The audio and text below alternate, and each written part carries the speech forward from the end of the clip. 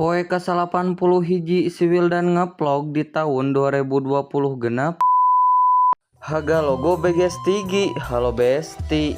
Ayeuna mah isuk-isuk teh nu biasana can hudang atawa ka sakola. Ayeuna mah abi teh arek ngomean heula ban motor, soalna ban motor teh kamari teh kempes geus. Samemeh ditamal ka bengkel teh di dieu teh ku abi arek dikompah heula ku kompaan tangan, soalna lamun teh dikompah heula mah ka bengkelna arek naik naon jeung deui motorna arek dikumahakeun. Da di dieu abi teh ose-osehan teuing kunaon teu nerap-nerap si pentilna teh efek macana kudu-kuduaan. Jadi teh ieu ku abi jeung bapak abi we.